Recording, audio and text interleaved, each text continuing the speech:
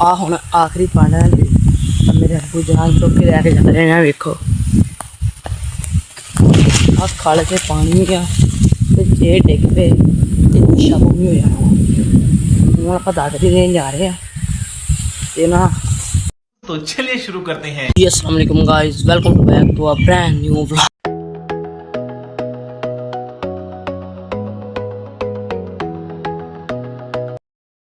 जैसे कि तुम मैनू जानते ही हो गए, मेरा नाम हसन। मैं व्लॉग करता हूँ हमेशा, व्लॉग करता हूँ। अज का व्लॉग साढ़ा पंजाबी च है। तकरीबन सारे वीडियो पंजाबी च होंगे तो सानू इन्नी बोलनी नहीं आती लगता। तो हुण असीं अपने डेरे आए हैं तो मेरे अब्बू वो कावां नूं अंडा पा रहे हैं तो आपां हुण तत्थियां लैके हुण थोड़े बहुते पट्ठे बन्नांगे। हुण असीं बन्ने बन्नी जा रहे हैं पट्ठे वड्ढण। आ वेखो जी, बन्ने चुनना बड़ा औखा, जियां बंदा ठीक नहीं आता। जिन्ना तक मेरे अब्बू मुंडा बोल के आप एक पंड वड़ लाँगे तो बाद एक पंड है ना वो फिर अब्बू आके नाल वढ़ा देंगे या फिर अब्बू चुक के लै जाएंगे इत्थों बनने पट्ठे। माशाअल्लाह साड़ी जड़ी बहुत गल कीता वा, जोड़े से मज़ा भी आता। चल तुहानूं हुण मिलते हैं पट्ठे वढ़ के। दोस्तों हुण एक पंड बन ली है, देखो। और एक पंड मेरे अब्बू जान लैके जा रहे हैं तो अभी एक पंड पई आ, जी पंड होर वड़ लैने। अज हवा चल रही है, पसीना फेर भी आ रहा है।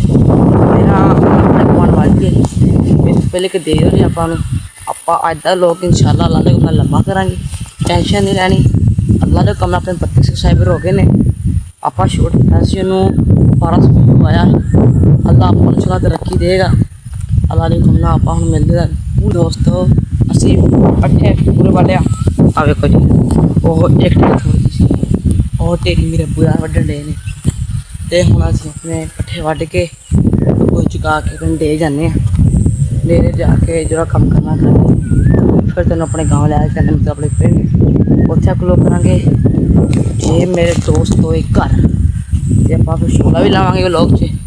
जे फिर अपना परौना जाएगा फिर वो छोटा तुहानूं ओहदा गाना सुनावांगे। गाना सुन के जाओ, गाना बहुत प्यारा। हुण आपां पट्ठे चुक के वड्ढ के डेरे आ गए। देखो पट्ठे पए ने, ऐस टोके पर पट्ठे कुतरने ने। आ वेखो ऐस टोके पट्ठे कुतरने ने। और फीटर लगा वा, फीटर से पेट्रोल पाओ स्कूल में पट्ठे। हुण आपां टोके नूं रेती लाउण लगे। वेखो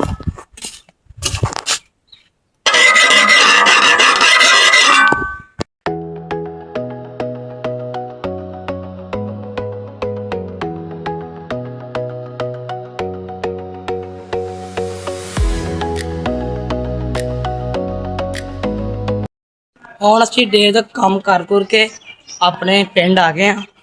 हुण असीं अपने घर जा रहे हैं तो हुण तुहानूं घर जाके मिलते हैं। अपनी आ वेखो आगे साफ कर रहे हैं। आ वेखो जी, एक भाई खड़ा बाकी दिखा फिर हुण